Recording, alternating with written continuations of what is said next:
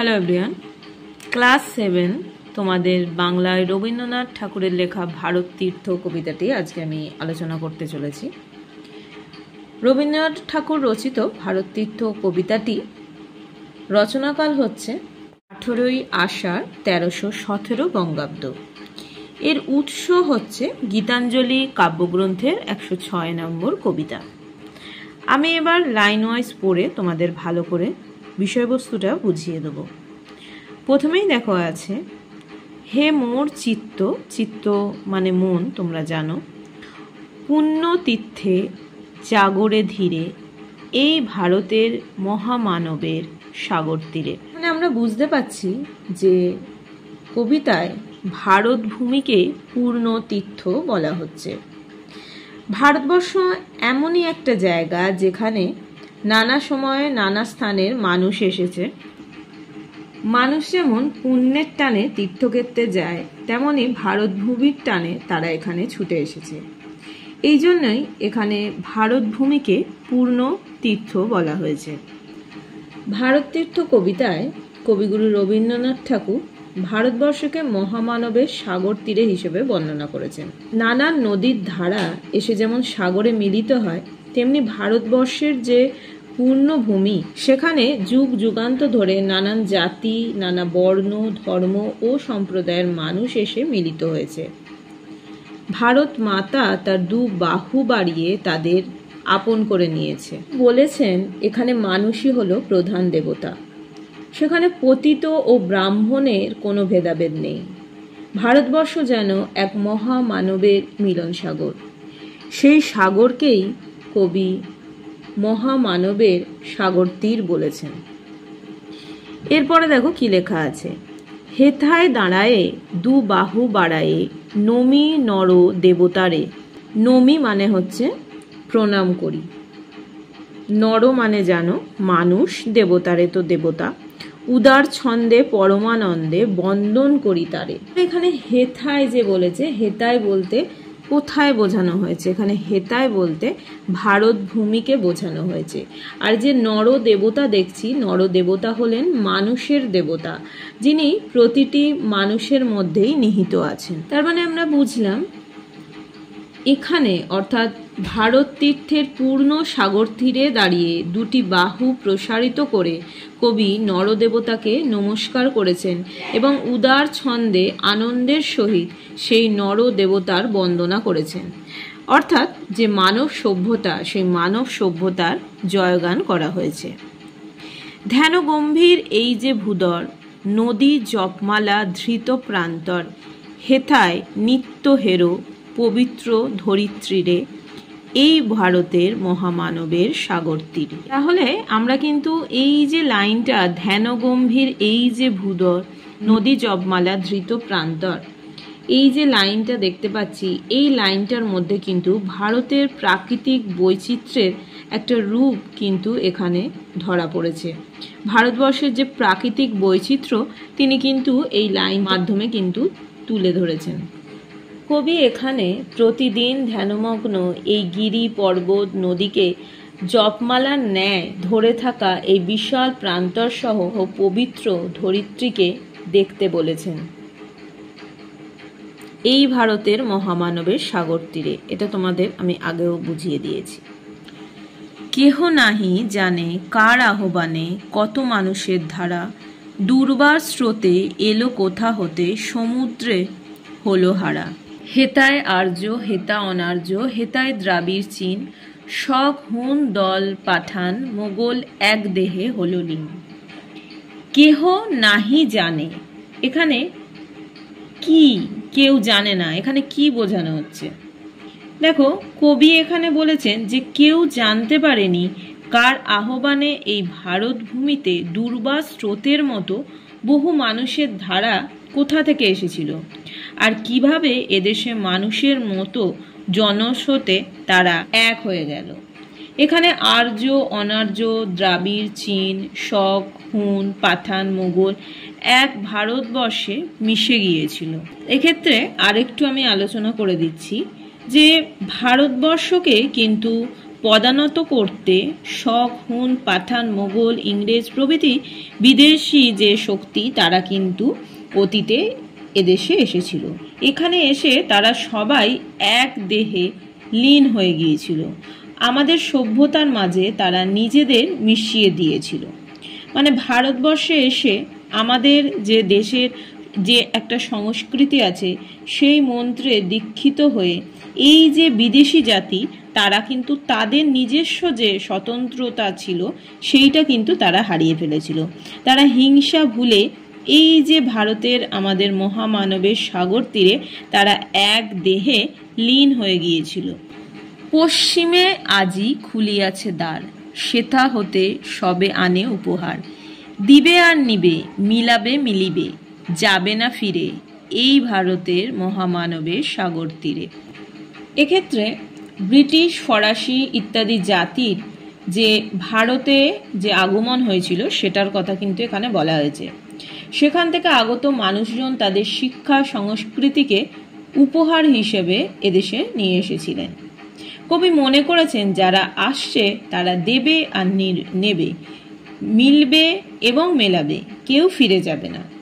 দেখো, শিল্প বিপ্লবের ফলস্বরূপ পশ্চিমী যে দেশগুলো ছিল বিজ্ঞান, প্রযুক্তি, বাণিজ্য ও যুক্তিবাদ নিয়ে সমগ্র বিশ্বের সামনে একটা নতুন দিগন্ত খুলে গিয়েছিল।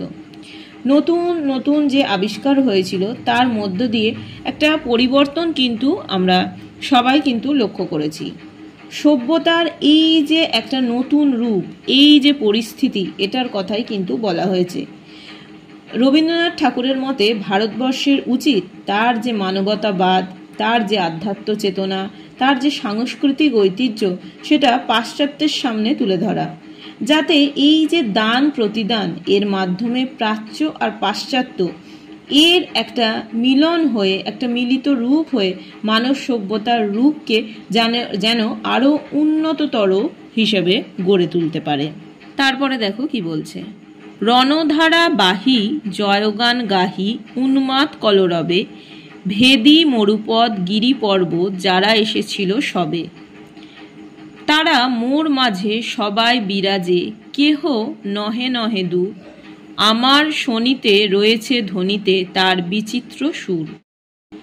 তাহলে রণধারা বাহি জয়গান গাহি উন্মাদ কলরবে, এটার মানে আমরা কি বুঝতে পারছি যে নানা বিদেশি জাতি রণধ্বনি তুলেছিল, কিরকম করে জয়গান গেয়েছিল, কিরকম করে উন্মাদ মানে জানি পাগলের মতো, কলরবে চিৎকার করে, ভেদি মরুপদ গিরিপর্বত যারা এসেছিল সবে, মানে মরুভূমি, পাহাড়, পর্বত, এই যে কঠিন পথ পেরিয়ে নানা জাতি ভারতের মাটিতে এসেছিল। যেমন আমরা এর আগেই পড়েছি শক, হুন, পাঠান, মোগল প্রভৃতি। তো তারা মোর মাঝে সবাই বিরাজে, কেহ নহে নহে দূর, আমার শনিতে রয়েছে ধ্বনিতে তার বিচিত্র সুর। তার মানে যারা বিদেশ থেকে এসেছিল তারা কিন্তু আজ আর আলাদা না, সবাই এই ভারতের সঙ্গে একাকার হয়ে গেছে, কেউ আর কিন্তু আলাদা না, বাইরের না, কেউই বাইরের না। ভারতবর্ষের মূল সংস্কৃতি যেসব সংস্কৃতির মিলনে গড়ে উঠেছে, সেই জন্য দেখো এখানে বিচিত্র সুর বলা হয়েছে, যেহেতু সেই সুরে অনেক মানুষের নানান ধ্বনি রয়েছে সেই জন্য একে কিন্তু বিচিত্র বলা হয়েছে। তাহলে আমরা দেখছি যে গিরি পর্বত, মরুপথ যে সেইগুলো পেরিয়ে তোমাদের বললাম যে যুদ্ধের যে উন্মত্ততা নিয়ে রণ দামামা বাজিয়ে বহু বিদেশি জাতি এদেশে আক্রমণ করেছিল সাম্রাজ্য প্রতিষ্ঠাতার জন্য, কেউ কেউ আবার লোভের কারণে। কিন্তু এদেশের যে মূল মন্ত্র সেটাতে দীক্ষিত হয়ে তারা একদিন এদেশেরই মাটি আর এখানকার যে মানুষজন আছে তাদেরকে ভালোবেসে কিন্তু এদেশেরই মানুষ হয়ে উঠেছে। তাই কবি তাদের মধ্যে তার আত্মার আত্মীয়কে খুঁজে পান, আর সেই কারণেই কিন্তু বৈচিত্র্যের মধ্যে ঐক্যের যে সুর কবির রক্তে সেটি ধ্বনিত হয়েছে। তারপরে দেখো কি বলেছে, হে রুদ্রবীণা বাজো বাজো বাজো, ঘৃণা করি দূরে আছে যারা আজো, বন্ধ নাসিবে তারাও আসিবে, দাঁড়াবে ঘিরে এই ভারতের মহামানবের সাগর তীরে। তাহলে দেখো কি বলছে, রুদ্রবীণা মানে যেটা দেবাদিদেব মহাদেবের যে বীণা। কবি রবীন্দ্রনাথ ঠাকুরের দৃঢ় বিশ্বাস, বীণা বেজে উঠলে মানব জীবনের পরিবর্তন সেটা কিন্তু সাধিত হবে। রুদ্র বীণা সুরে অশুভ যে শক্তি তার বিনাশ হবে, শুভ শক্তির জয় ঘোষিত হবে। সমস্ত রকম যে বিদ্বেষ সেটা ভুলে মানুষ একাত্ম হয়ে উঠবে। সেই জন্য কবি এই আশা নিয়ে কিন্তু রুদ্র বীণার বেজে ওঠার জন্য তিনি যথেষ্ট আশাবাদী। কবি এখানে চাইছেন যে যারা আজও ঘৃণার বশে ভারতবর্ষ থেকে দূরে সরে রয়েছে, রুদ্র বীণার ধ্বনিতে তাদের সে বাঁধন ভেঙে যাবে। তারাও এই যে মহান ভারতবর্ষে মহামানবের সাগর তীরে উপনীত হবে। তারপরে দেখো, হেতা একদিন বিরামবিহীন মহা ওঙ্কার ধ্বনি, হৃদয়তন্ত্রে একের মন্ত্রে উঠেছিল রণরণি। তপস্যা বলে একের অনলে বহুরে আহুতি দিয়া, বিভেদ ভুলিল জাগায় তুলিল একটি বিরাট হিয়া। হিয়া মানে মন যেন। সেই সাধনার সে আরাধনার যজ্ঞশালার খোলা আজিদার, হেতায় সবারে হবে মিলিবারে আনত শিরে এই ভারতের মহামানবের সাগর তীরে। এখানে একদিন হৃদয়তন্ত্রে অবিরাম মহা ওঙ্কার ধ্বনি মন্ত্র ধ্বনিত হয়েছিল। ওঙ্কার ধ্বনি হচ্ছে ঈশ্বরবাচক একটা ধ্বনি। এটা সব মন্ত্রের বীজ মন্ত্র। ভারতবর্ষ একসময় সমস্ত বিভেদ ভুলে ঐক্যের বেদ মন্ত্রে উজ্জীবিত হয়েছিল। আর এই প্রসঙ্গেই কিন্তু এই আলোচ্য শব্দটি কবিতায় আমরা দেখতে পাই। এখানে বলছে দেখো, হৃদয়তন্ত্রে একের মন্ত্রে উঠেছিল রণরণি। কবি রবীন্দ্রনাথ ঠাকুর এই উক্তিটির মধ্য দিয়ে বলতে চেয়েছেন যে ভারতবর্ষের বুকে যে মহা ওঙ্কারধ্বনির মন্ত্রে মানুষের মনের তারে বেজে উঠেছিল একাত্ম হওয়ার বাসনা। এই বাসনা পরস্পরের মধ্যে এক মিলন সংকেতের সূচনা করে। এই মিলন সংকেতই হলো ভারতবর্ষের মূল মন্ত্র। তার জন্য বলা হচ্ছে যে তপস্যা বলে একের অনলে বহুরে আহুতি দিয়া। দেখো, বিভেদ ভুলিল, সমস্ত বিভেদ ভুলে গিয়ে জাগায় তুলিল একটা বিরাট হিয়া। তো জেগে উঠলো জেগে উঠলো একটা বিরাট হৃদয়। সেই সাধনার সে আরাধনার যজ্ঞশালার খোলা আজিদার, হেতায় সবারে হবে মিলিমারে আনত শিরে। আনত শিরে হচ্ছে মাথা নিচু করে, এই ভারতের মহামানবের সাগর তীরে। সেই হোমানলে হেরো আজি জলে দুঃখের রক্তশিখা, হবে তা সহিতে মর্মে দহিতে আছে সে ভাগ্যে লিখা। এ দুঃখ বহন করো মোর মন, শোনরে একের ডাক, যত লাজ ভয় করো জয়, অপমান দূরে যাক। ভারতবর্ষ এমন এক মহান দেশ যে দেশে ঘটেছে সর্বজাতির মহামিলন। অথচ এই যে মহান দেশ ইংরেজদের দ্বারা পরাধীনতার শৃঙ্খলে আবদ্ধ হয়েছিল, এই দেশের শান্ত নিরীহ মানুষকে ভোগ করতে হয়েছিল দুঃসহ অত্যাচার, নিপীড়নের যন্ত্রণা।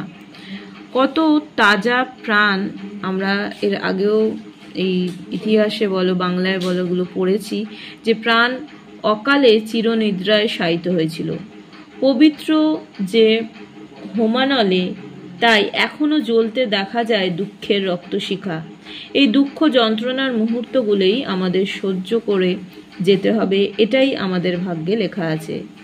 ভাগ্যের নিদারুণ যে লিখন পাঠ করে কবি লজ্জা, ভয়, মান, অপমান দূরে সরিয়ে দুঃসহ ব্যথার অবসান ঘটাতে ঐক্যবদ্ধ হতে সকল ভারতবাসীকে আহ্বান করেছেন।